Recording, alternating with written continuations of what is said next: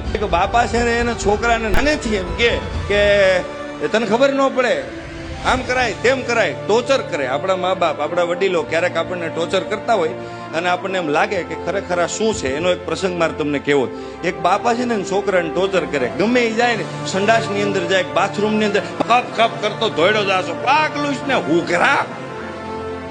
Self respect જેવું કાંઈ નહીં, એનું તોડી જ લેવાનું, એનું અપમાન જ કરી લેવાનું. આવું એના બાપા કરે. લાઇટ ચાલુ હોય કે લાઇટ ચાલુ રાખીને, તારા બાપા બિલ ભરે, તારે ક્યાંય કમાવા જવું. છોકરાને આવી રીતના મેન્ટલી ટોર્ચર કરે. 22 વર્ષ સુધી ટોર્ચર કર્યો. કોલેજમાં આવ્યો ને ત્યાં સુધી છોકરાએ નિર્ણય લઈ લીધો કે જીવનમાં દવા પીને મરી જવું, પણ મારા બાપ ભેગું રહેવાનું નથી. કારણ કે આટલી હદ સુધી ટોર્ચર કરવાની.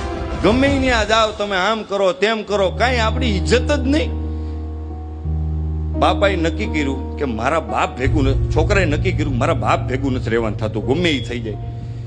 22 વર્ષની 23 વર્ષની કોલેજ કાલ ને ભણતર પૂરું થયું. એક મોટી કંપનીની અંદર એક મોટું ઇન્ટરવ્યુ હતું. એના બાપાએ મોકલો, હાલે ઉભો થા. તા તો મગજ ફાટે, પણ બાપ રહ્યો એને કહેવું શું? હાલ ઇન્ટરવ્યુ દઈ આવ અને પાસ થઈને આવજે. છોકરાએ પથારીમાં જ નક્કી કરી નાખ્યું કે બાપા તમે ભલે મને ગમે એટલું કહો, બાકી મારે નાપાસ જ થવાનું છે. કારણ કે હું નાપાસ થઈને કેનેડા અમેરિકા વયો જવાનું છું, પણ તમારી ભેગો મનથી એણે કીધું તમારી ભેગું રહેવાનું નથી થતું. કારણ કે આ કોણ સહન કરે રોજનું? ઉઠીને તરત આ કરવાનું, આમ કરો ને તેમ કરો. મજાની વસ્તુ. છોકરો ઇન્ટરવ્યુ દેવા માટે ગયો, નાપાસ થવા માટે. લોકો પાસ થવા માટે જાય, આ છોકરો નાપાસ થવા માટે ગયો.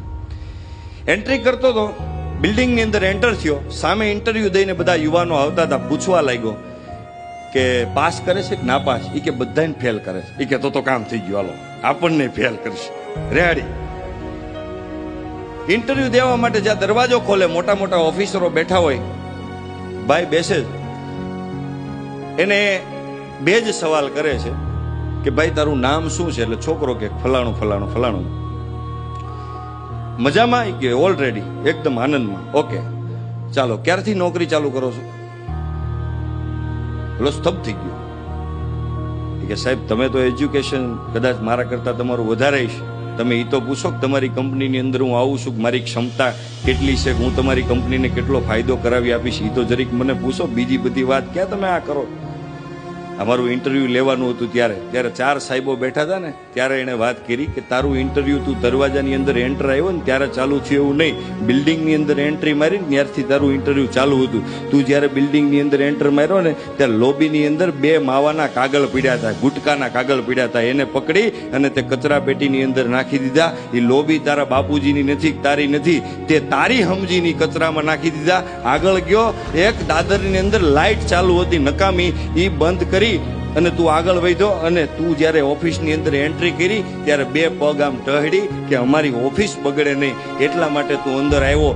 બીજી બધી અમારે જે ક્વોલિટી ડેવલપ કરવાની છે એ અમે બધાય ભેગા મળીને કરાવી નાખશું. આ સંસ્કાર અમે તમને ડેવલપ નહીં કરાવી શકીએ.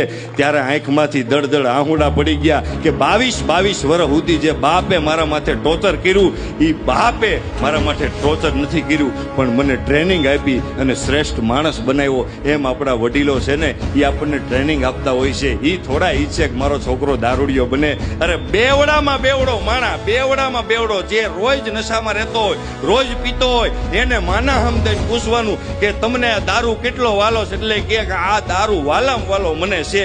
તો એને એમ કહેવાનું કે તારા છોકરાને તું પીવરાવા ઈચ્છે છે?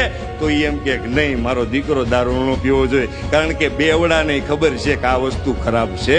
એમ સાહેબ આપણા વડીલોને આપણને ખબર છે કે મારા દીકરાને કયા રસ્તે મારે લઈ જવા. એટલે વડીલો ક્યારેય કોઈ દિવસ ખોટી સલાહ નથી આપતા.